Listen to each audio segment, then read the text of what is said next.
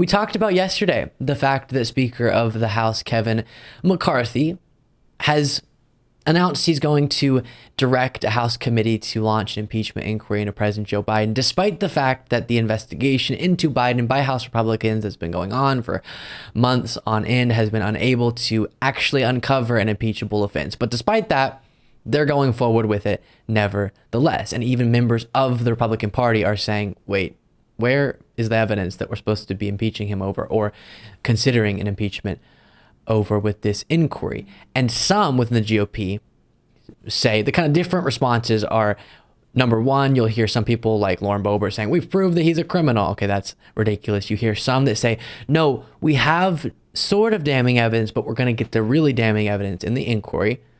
But you're launching the inquiry to see if you can find impeachable offenses. That's also strange. And then you have the kind of Ken Buck response of, we don't actually have the evidence. Let's wait to even talk about anything impeachment related until we have, if we ever can, impeachable evidence. And that's the most honest response, obviously. But like I said, Kevin McCarthy, let's charge forward with it anyways to keep MAGA happy. And I was curious to see, will the White House have a response for this? Because previously, Joe Biden, especially with the White House more broadly, has been really quiet on all the different allegations that Republicans have been bringing against President Biden to hurt him politically, and just constant hearings and investigations, this, that, and the other thing. And Joe Biden's been pretty quiet, which I think is perfectly fine because it provides a juxtaposition setting next to one another. Joe Biden just working day after day, not actually engaging with the drama, and then Republicans creating the drama, and possibly that's an image that Americans can get on board with.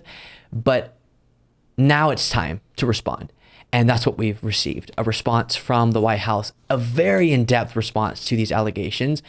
Specifically, Ian Sams, but representing Biden and the Biden White House, released a 14-page document that so extensively and in a very nicely organized fashion walks through the 13 GOP claims being brought against President Biden, breaks it down to kind of those 13 categories, and then very specifically, in depth, goes through why they aren't either substantiated or legitimate accusations or bogus or whatever it might be, the refutation on the part of the White House of these different allegations. And I think it is very nicely done. I'll put this document, again, it's 14 pages, so us going through on the show, every single word would be very boring, but you can go look in the description of this YouTube video, and for our podcast listeners there too, and look through this document. I think it's very great that now on record there's a very in-depth response to everything that Republicans have been bringing against Biden now for months and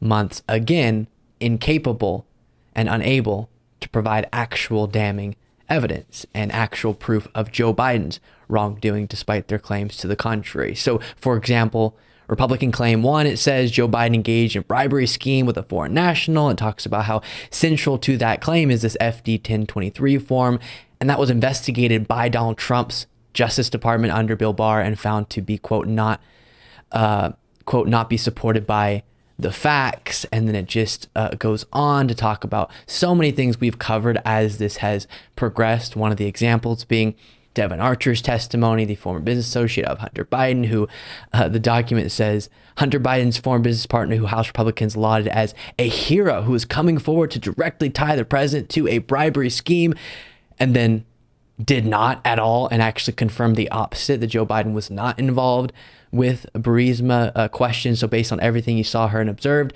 did you have any knowledge of Joe Biden having any involvement with Burisma? Answer, no.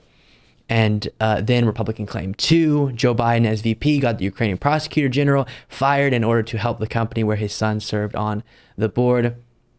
Again, something, if you're a consistent viewer, you've heard me debunk a gazillion times. Not only was the pushing for the firing of this top prosecutor in Ukraine in line with the U.S. government's anti-corruption measures in Ukraine, it was also in line with our European allies' ambition for that particular individual, Viktor Shokin. And we learned, in part through Devin Archer's testimony and some other things as well, that Burisma and Burisma executives wanted Viktor Shokin in that position. He was advantageous for them because of his corruption, it being in the interest of, in part, Burisma, and he wasn't actually going to seek accountability, and he wasn't actually proceeding with a damaging investigation into Burisma. That's part of the corruption that you wouldn't want Viktor Shokin in his position because of. And so Joe Biden was doing exactly what he should have there, and it was directly in opposition to the company that his son was on the board of, the exact opposite of what the Republicans say on that subject. Again, go through this. Really, really good stuff to look at. I just have one more thing to point out. Republican claim 5, there was political interference from the Biden administration in Trump-appointed prosecutor David Weiss's investigation of Hunter Biden, and it talks about how Weiss himself definitively stated he had ultimate authority in the matter, including responsibility for deciding where, when, and whether to file charges, as well as other things debunking that as well. And it closes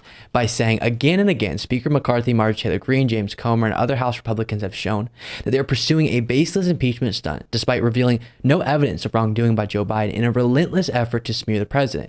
The relentless pursuit of this extreme far-right political agenda comes at the expense of what the American people have sent their leaders to Washington to do: move past the constant political warfare and focus on working together to improve the lives of American families. This is what you need right there.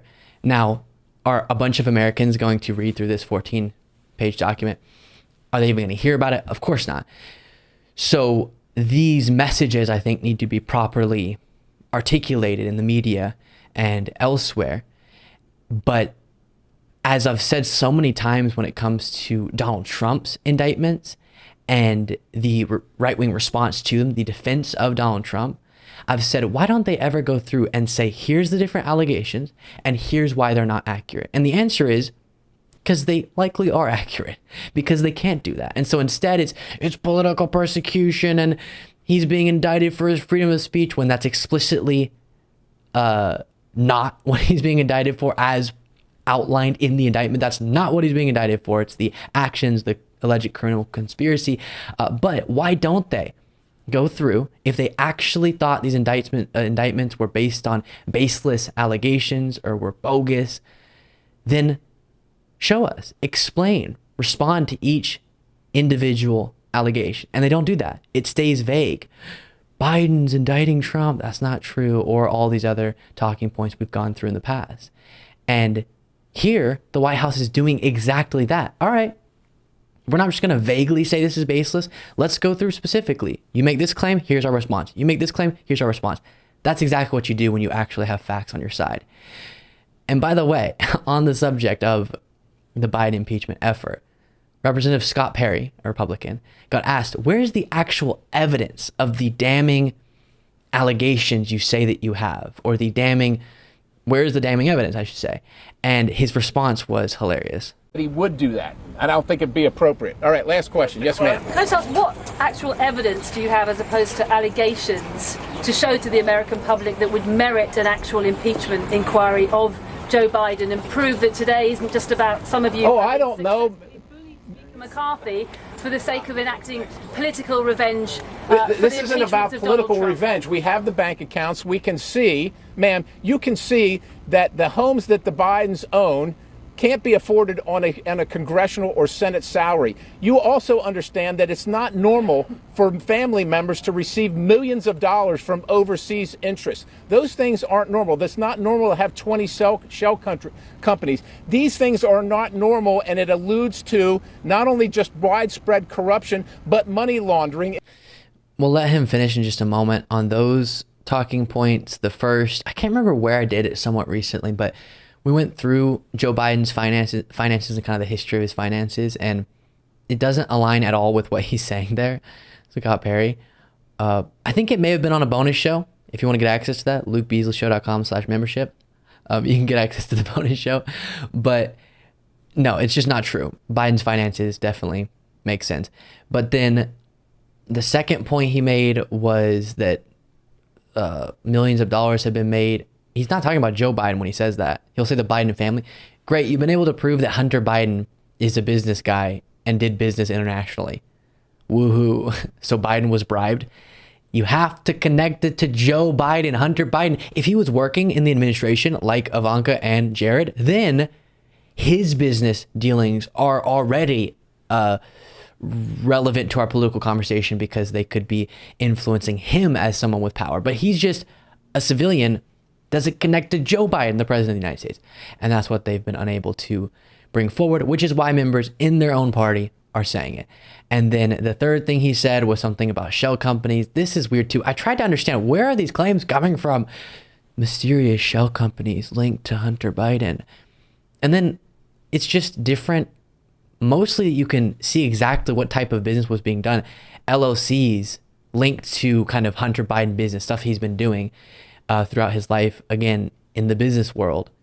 And if you have an issue with just the concept of LLCs being worked with a part of the business dealings of a particular individual, I have someone to introduce to you with way more than 20 LLCs linked to him, Donald Trump. If not influence peddling itself. And we also have the president, the vice president at the time, on record saying that the prosecutor was fired. Well, son of a bitch, the prosecutor was fired, right? Because the prosecutor was going after the company that his son was working on. That's what. And we just went through that claim.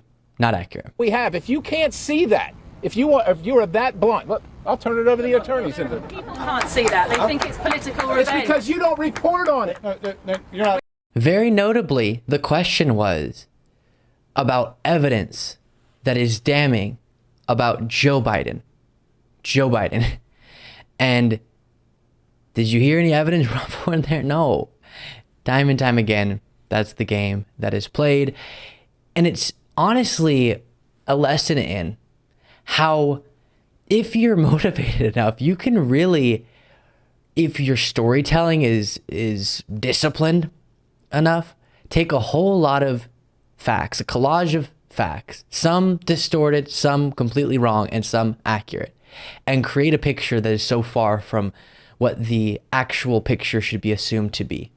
Does that make sense? They've been able to turn quite the hodgepodge of non-damning against Biden facts into something that a lot of people perceive as damning against Joe Biden. And I say it's a lesson in that, not one that we'll ever want to follow because we're honest, but still fascinating to watch how that can even be done. Thank you so much for watching. If you want to be a part of what makes this show possible, plus get access to the full video version of the show and get a bonus show on the weekends, you can do so by going to lukebeasleyshow.com/membership. That's lukebeasleyshow.com/membership, and there's a link in the description.